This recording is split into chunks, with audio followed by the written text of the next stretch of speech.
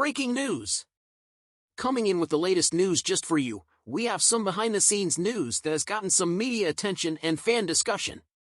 I'll tell you all about it, so be sure to hit that like button and let me know how long you've been a Dolphins fan in the comments below.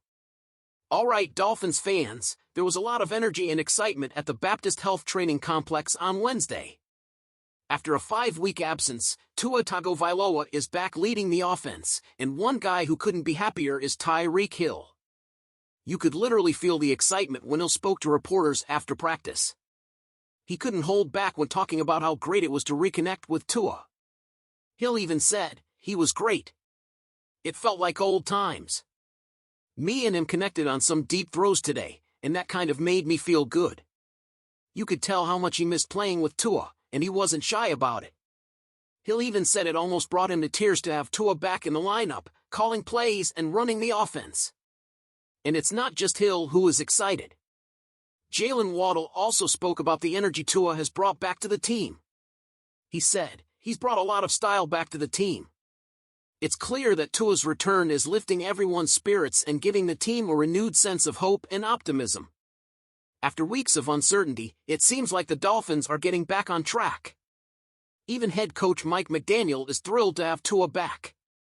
He emphasized how important Tua is to the team, calling him the captain and leader of the franchise.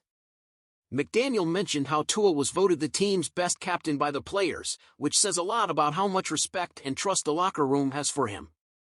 Now, let's talk about Tyreek Hill. He's had a quiet few weeks since his big performance in Week 1, where he racked up 130 yards and a touchdown against Jacksonville. But things have slowed down for him recently, including a quiet game against Indianapolis where he only caught one pass for 8 yards. However, Hill is ready for an explosion. He's confident that with Tua back under center, the fireworks are about to start again. Hill even joked with fantasy football owners, telling them to draft him this week because he's ready to explode. "We're back, baby. Start the band, we're back," Hill said with all the confidence in the world. He's fired up and ready to put up big numbers against the Arizona Cardinals this Sunday. So, Dolphins fans, things are looking up. Tua's return could be the spark this team needs to turn their season around, and with guys like Tyreek Hill and Jalen Waddle ready to feed off that energy, we could be in for some exciting football. But what do you guys think? Are you as excited as Tyreek to see Tua back? Do you think this is the game where Hill finally has that big explosion? Let me know what you think in the comments below. Now, let's talk about what's going on with the Miami Dolphins as we head into Week 8, starting with some key injuries and the big question about whether the Dolphins will be buyers or sellers as the deadline approaches. Alright, let's kick things off with some injury news. 5 players sat out of practice on Wednesday, and another 5 were limited.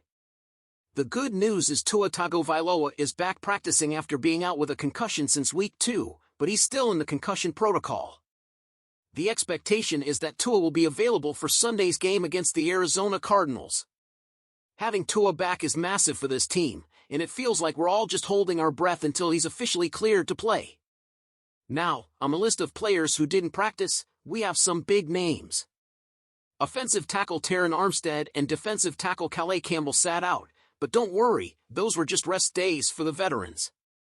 More concerning, though, is quarterback Tyler Huntley, along with cornerbacks Kader Kohou and Storm Duck, who are dealing with shoulder, neck, and ankle injuries, respectively. The secondary is already thin, so losing 2 cornerbacks at once is definitely something to watch. On the bright side, Miami has activated cornerback Cam Smith from injured reserve, which could soften the blow if Kohou and Duck can't go. Smith, a second-round pick in 2023, has shown flashes of potential, and the Dolphins are going to need all hands on deck to slow down the Cardinals' offense this weekend. But here's the big question on everyone's mind. Will the Dolphins be buyers or sellers at the NFL trade deadline? With less than 2 weeks to go, teams around the league are making moves, especially in the wide receiver market. We've already seen Davante Adams, Amari Cooper, and DeAndre Hopkins traded to contenders. But so far, the Dolphins have stayed quiet. So, what should Miami do? Let's break down the options. First off, the case for acquiring talent. Even though the Dolphins have had a tough stretch without Tua, going 1-3 and falling behind in the AFC East, all hope is not lost. The playoff picture isn't as grim as it seems. Miami is still ahead of several AFC teams, and with 3 wild-card spots up for grabs, a few wins could quickly turn things around. Especially with Tua back, this team could easily make a run at one of those spots, especially considering Miami's relatively soft upcoming schedule. And don't forget, this defense has been solid. The Dolphins rank 4th in the NFL in yards allowed, despite the offense struggling to put up points. So, it's clear the team has a strong foundation. And when you sign veterans like Calais Campbell and Jordan Poyer, it's not to roll over and give up on the season. The Dolphins have 10 draft picks in 2025, including some compensatory picks, so if they can make a move to bolster the offensive line or add some pass-rushing help, now might be the time to do it. But there's another side to the argument, the case for trading away assets and stockpiling draft picks. Let's face it, at 2-4, Miami is already chasing the 5-2 Buffalo Bills in the AFC East, and that loss to the Colts could come back to haunt them when it comes to tiebreakers later in the season. ESPN is currently giving the Dolphins just a 5% chance to make the playoffs. Ouch.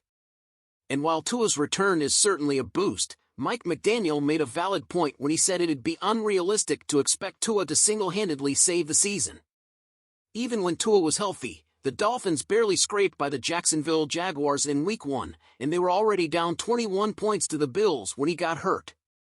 If Miami stumbles in the next 2 games against Arizona and Buffalo, the playoff dream might start to look like a long shot. In that case, maybe it's time to start thinking about the future.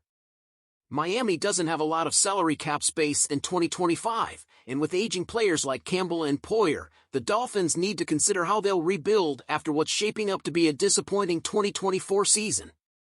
If a team comes calling for someone like Raheem Mostert, David Long Jr., or Durham Smythe, the Dolphins might want to listen. Trading a veteran for future draft picks could help position the team better in the long run, especially if the playoff hopes fade. So, what do you think, Dolphins fans? Should Miami go all in and add some talent to make a playoff push, or is it time to focus on the future and build through the draft? Let me know your thoughts in the comments. And of course, before you go, don't forget to hit that like button, subscribe, and ring the notification bell so you never miss an update. We've got a lot to talk about as we head toward the trade deadline, and I want to hear what you think. Thanks for tuning in, and as always, fins up.